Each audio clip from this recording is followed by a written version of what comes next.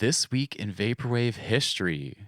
In the spirit of the new year, this was a release I couldn't ignore when looking at my timeline of early Vaporwave releases. Created by the legendary first wave producer Internet Club, the album Freed from the World by their alias New Deluxe Life was released on January 1st, 2012.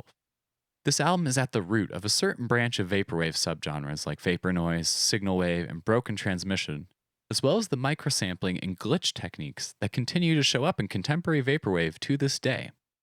The album was the second of a three-part series by New Deluxe Life that was a trilogy of Japanese TV and commercial-focused samples, with the other two parts being the album Deluxe and NHK Reminds You to Boost Your Signal.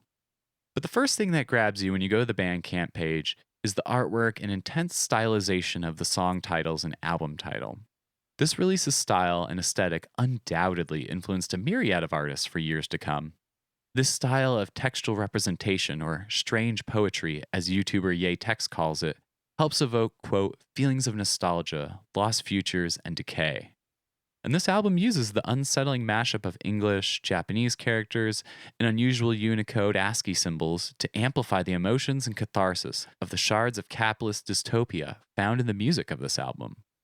You can learn more about Unicode, odd characters, and symbols in Vaporwave by checking out a video by YayTex called Decoding the Secret Language of Vaporwave that I mentioned back in episode 2 of the podcast.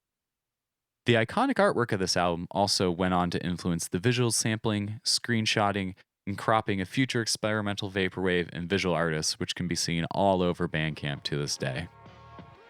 As mentioned earlier, the sonic space this album occupies is on the experimental and noisy side of things, with lo-fi micro-sample chops that are repeatedly glitched into a cacophony of mismatched rhythms and structures. It takes digitally degraded samples of television clips to create an inglorious and uncomfortable sound collage of consumerism.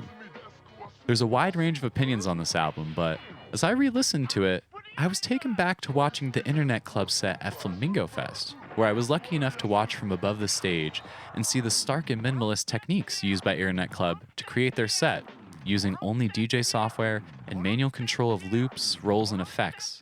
Not even really using the two decks to blend, but repeating and slowly manipulating the treatments of their short microloop samples. While this may not be an album that everyone enjoys, its influence has certainly been felt over the past decade. Regardless of its interpretation as parody or critique of nostalgia or of capitalist dystopia, the album is an exercise in disorienting plunderphonics.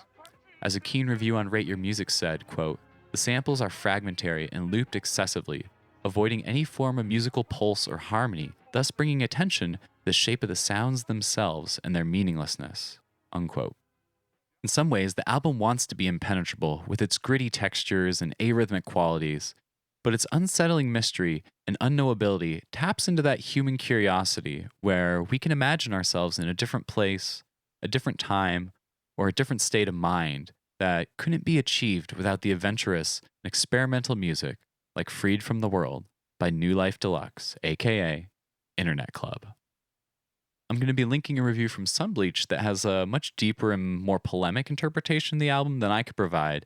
And if you read the Vapor History article on our website, there will be more links to other related stuff I quoted or used for research. So head over to vaporwavenewsnetwork.com and check out the Vapor History section. I've also put our entire archive of past Vapor History segments on the website.